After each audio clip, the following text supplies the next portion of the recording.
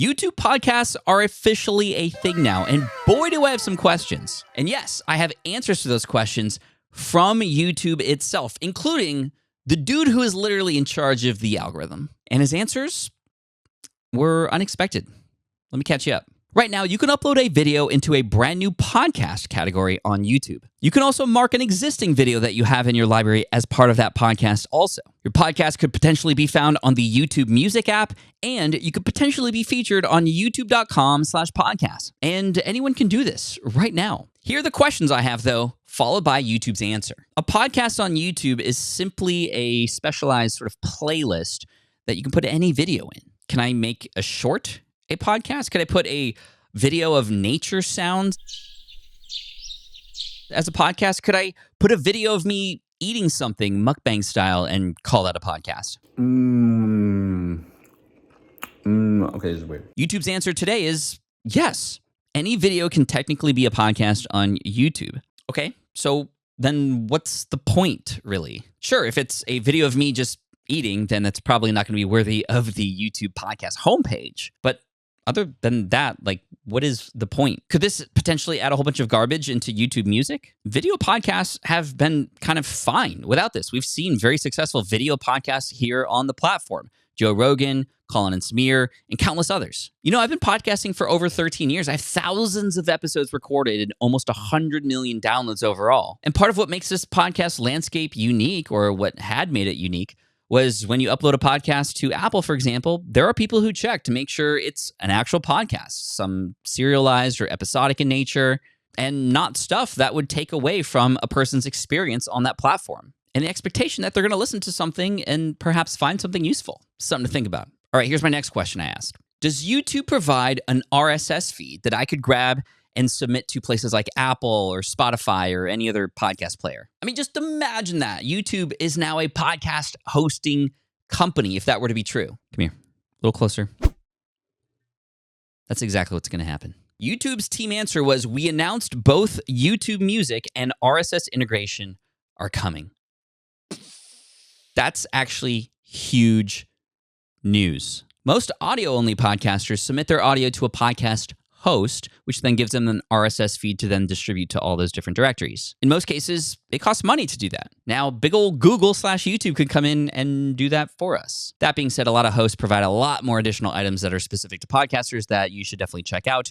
I recommend Fusebox.fm. It's my own company. Just a little plug there. You can check it out. Still, though, that's huge. And my follow-up question, which I don't have an answer to yet, is, can I take this video podcast RSS feed on YouTube, take that and put it on an audio-only platform like Apple or Spotify, although Spotify does have video. Would Spotify even allow YouTube's RSS feed on there? I don't know. These are the questions I have that I'm going to figure out and follow up on. So make sure you sub so you don't miss out. Yo, YouTube, my next question. Now, I'm not suggesting you do this. It was just a question that I had to check to see what their QA, quality assurance, was going to be like. And here's the answer I got.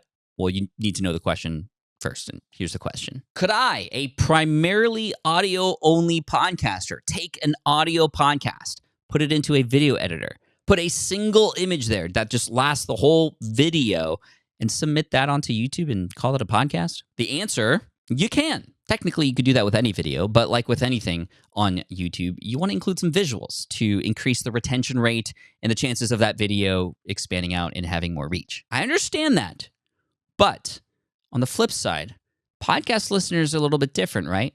We listeners of podcasts don't always need to look at the thing we're listening to, right? And even if there is visuals, many times, even on YouTube currently, I don't look at the video. It's in the background. I might be doing something else or doing work or just kind of listening passively. So that begs a follow-up question. Are visuals, specifically for YouTube video podcasts, as important as visuals for regular videos? A listener's behavior is often different than a viewer's behavior. The more questions I get answers to, the more questions I have. Why? Next question, and this is a big one. Would it make sense to have your shorts, your regular videos, and your podcast all in the same channel, as opposed to what was common practice before, which was to shield your regular channel from the longer episodes in a podcast that you might have by creating a separate channel just for your podcast. You have your regular YouTube channel, you set up a new one for your podcast because you don't want those longer videos to sabotage the regular videos because these ones get a little bit less average view duration because they're much longer and it's usually not as visually compelling. And then you don't want to sabotage the work that you do here for these shorter videos because those you put a lot of time and effort into that as well. So what's the deal now? Here's the answer from the dude who is in charge of the algorithm at YouTube, word for word. If you expect the audience for the podcast to be the same target as the regular channel, yes. Same audience, same channel. Different audience, different channel. That makes sense.